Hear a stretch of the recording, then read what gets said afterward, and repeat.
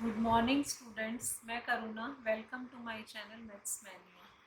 Last video में मैंने आपको लाइंस एंड एंगल्स के क्वेश्चन 11 तक करवा दिया था। आज की वीडियो में मैं आपको क्वेश्चन नंबर 12, 13 और 14 करवाने जा रही हूँ। तो हमारा chapter lines and angles worksheet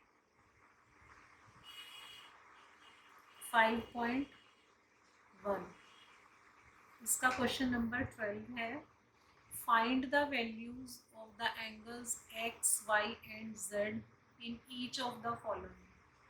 इस क्वेश्चन में आपको एंगल x, y और z निकालना है और एक एंगल हमें गिवन है जो है 55 डिग्री का। तो हम किस तरह से x, y और z निकालेंगे? तो हम इस क्वेश्चन में देखते हैं कि ये वाला एंगल हमारा है 55 डिग्री का, तो इसके ऑपोजिट एंगल है x। हमारा ये वर्टिकली ऑपोजिट एंगल्स हैं, तो अगर ये 55 डिग्री है तो हमारा एंगल x भी 55 डिग्री का होगा। तो angle x is equal to 55 degree because vertically opposite angles.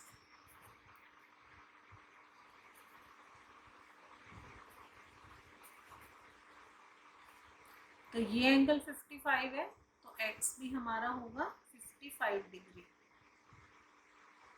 अब हमें एंगल y और एंगल z निकालना है। अब अगर हमें याद होगा कि हम पीछे क्लास में करवा चुकी हूँ मैं कि लीनियर पेयर में दो एंगल्स का सम होता है 180 degree. Linear pair in linear pair the sum of two angles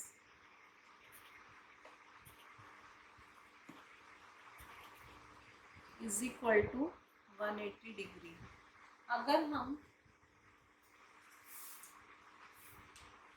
हम इसको यहाँ से ढक दें तो ये हमारा लीनियर पेयर बनता है। अगर हमें x की वैल्यू पता है 55 डिग्री, तो हम y की निकाल सकते हैं। इन दोनों एंगल्स का टोटल सम होगा 180 डिग्री। तो 180 डिग्री हमारा है angle x plus angle y is equal to 180 degree. तो एंगल x हमारा है 55 degree plus angle y is equal to 180 degree.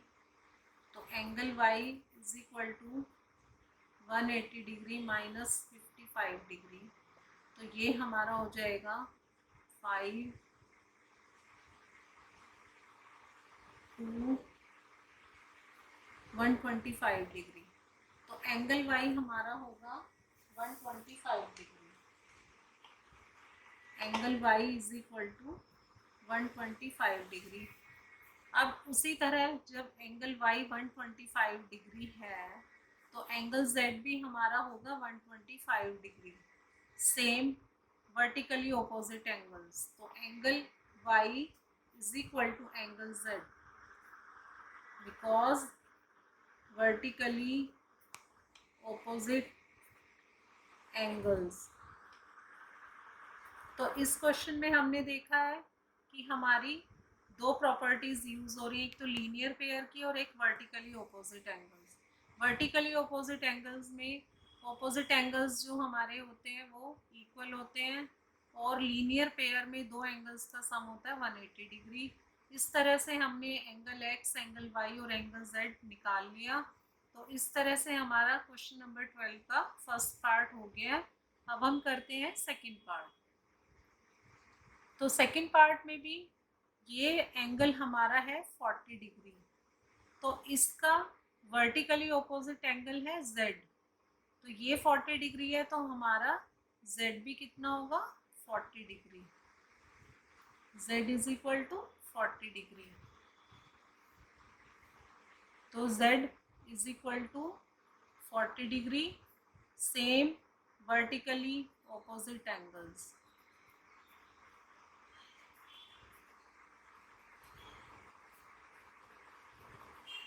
उसी तरह से अब हमें एंगल y भी निकालना है इसमें, और एंगल z भी एंगल x भी निकालना है।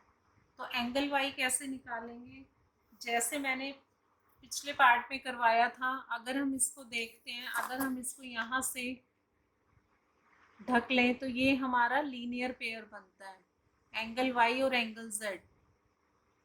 तो angle y plus angle z is equal to 180 degree, same linear pair.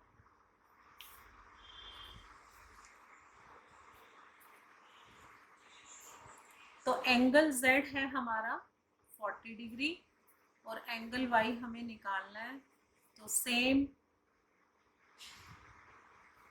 हमारा आएगा y is equal to 180 degree minus 40 degree, तो y आ गया हमारा 140 degree, angle y is equal to 140 degree. अब हमें निकालना है एंगल x, तो x की वैल्यू निकालने के लिए क्या करेंगे कि ये हमारा एंगल है 40 डिग्री, ये है 25 डिग्री और ये एंगल x हमें निकालना है। अगर हम ये देखें कि यहाँ पर हमारा ये एक स्ट्रेट लाइन है, ये समझो कि एक स्ट्रेट लाइन है और ये हमारा पूरा हमारा होगा 180 डिग्री, तो ये पूरा 180 डिग्री होगा। तो इसमें हमारे दो एंगल हमें पता है 40 डिग्री और 25 डिग्री, तो इन दोनों को ऐड करके हम 180 में से माइनस कर दें तो हमारा एंगल x निकल आएगा। तो हम इसमें निकालेंगे angle x plus 40 degree plus 25 degree is equal to 180 degree. तो इन दोनों को अगर हम ऐड करें ये आएगा हमारा 65 degree is equal to 180 degree. Angle x is equal to 180 degree minus 65 degree, इसको हम माइनस करेंगे, हमारा आएगा 5, 7 में से 6 माइनस किया 1 और 115 डिग्री, हमारा आया एंगल x 115 डिग्री। इस तरह से हमने एंगल x, एंगल y और एंगल z निकाल लिए। तो इसमें हमारी इस क्वेश्चन में वर्टिकली ऑपोजिट एंगल प्रॉपर्टी और एक लीनियर पेयर ये दोनों यूज हुई हैं। इस तरह से हमने इसको सॉल्व कर लिया। तो क्वेश्चन नंबर 12 हमारा हो गया है। क्वेश्चन नंबर 13 है। क्वेश्चन नंबर 13 में हमारी है fill in the blanks.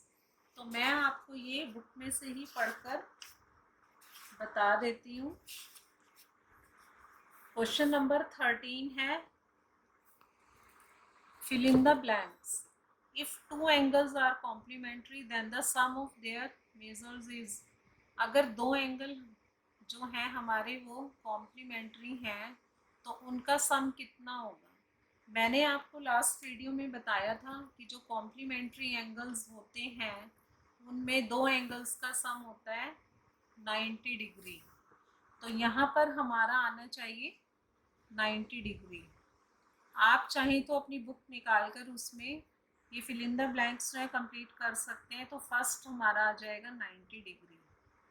If two angles are supplementary then the sum of their measures is, अब सप्लीमेंट्री एंगल की बात हो रही है तो दोनों एंगल का सम होता है 180 डिग्री, तो यहाँ पर आ जाएगा 180 degree.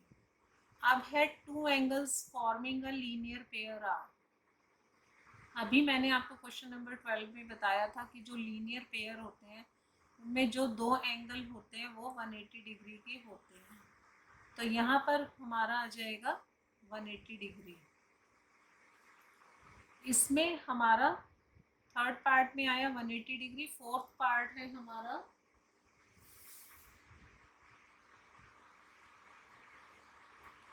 If two adjacent angles are supplementary they form a, यहाँ पर आएगा हमारा लीनियर पेयर, यहाँ पर आ जाएगा हमारा लीनियर पेयर। जो लीनियर पेयर होते हैं उसमें दो एंगल का सम होता है 180 डिग्री। तो यहाँ पर बात हो रही है if two adjacent angles are supplementary they form a linear pair. Fifth part है हमारा if two lines intersect at a point then the vertically opposite angles are always equal. इस क्वेश्चन में जैसे दो लाइंस इंटरसेक्ट कर रही हैं तो उसमें ये जो सामने 55 डिग्री का था उसके सामने x था, ये आपस में वर्टिकली ऑपोजिट एंगल्स हैं, तो इस तरह से ये इक्वल होते हैं, तो यहाँ पर आएगा इक्वल। 6th पार्ट है, if two lines intersect at a point and if one pair of vertically opposite angles are acute angles then the other pair of vertically opposite angles are, यहाँ पर आएगा obtuse। आपने देखा है linear pair के लिए अगर हम एक ये लाइन स्ट्रेट लाइन है, इसके ऊपर अगर हम ये एंगल बनाएं, अगर ये एक्यूट है, ये एक्यूट है तो दूसरा ऑब्ट्यूज होगा, या एक ऑब्ट्यूज है तो दूसरा एक्यूट होगा। तो इस तरह से यहाँ पर आएगा हमारा ऑब्ट्यूज। अगर एक एंगल एक्यूट है तो दूसरा एंगल हो जाएगा ऑब्ट्यूज। अब हम क्वेश्चन नंबर 14 की तरफ बढ़ते हैं। In the adjoining figure name the following pairs of angles. First है हमारा ऑब्ट्यूज वर्टिकली ऑपोजिट एंगल्स, तो इसके अंदर ऑब्ट्यूज वर्टिकली ऑपोजिट एंगल कौन सा होगा? हमें इसके अंदर ऑब्ट्यूज एंगल बताना है, वर्टिकली ऑपोजिट एंगल। ये हमारी दो लाइन इंटरसेक्ट कर रही हैं, तो इसके अंदर एंगल ए ओ डी, ये जो एंगल है हमारा ए ओ डी, हमें ऑब्ट्यूज बताना है। ये अगर हम इस लाइन की बात करेंगे तो ये तो आ गई हमारी स्ट्रेट लाइन, और ये हमारी 180 डिग्री से कम होना चाहिए ऑब्ट्यूज एंगल, इसलिए यहाँ पर ऑब्ट्यूज वर्टिकली ऑपोजिट एंगल्स की बात हो रही है, तो हम लेंगे angle A O D, angle A O D लेंगे। और उसी तरह से अगर हम इसको लें, ये अगर ये इंटरसेक्ट कर रही है तो ये फिर वही 180 डिग्री पूरा होगा, लेकिन हमें लेना ऑब्ट्यूज, तो एक हो जाएगा बी ओ सी। तो ए ओ डी और बी ओ सी, ये हमारा है फर्स्ट पार्ट का answer.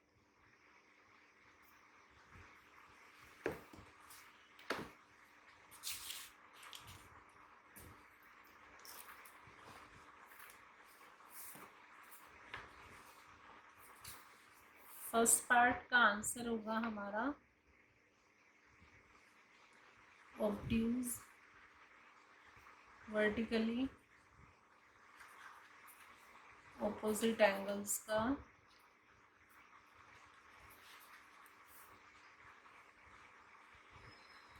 Angle A O D, angle A O D और एंगल बी ओ सी, ये हो गया हमारा ऑब्ट्यूज वर्टिकली ऑपोजिट एंगल। अब है हमारा एडजेसेंट कॉम्प्लीमेंट्री एंगल्स। सेकंड है एडजेसेंट। एडजेसेंट जो है उन दोनों एंगल्स की वर्टेक्स कॉमन होती है, तो कॉमन वर्टेक्स पे जो एंगल होते हैं वो हमारे एडजेसेंट कॉम्प्लीमेंट्री एंगल्स होंगे। एंगल ई ओ ए और एंगल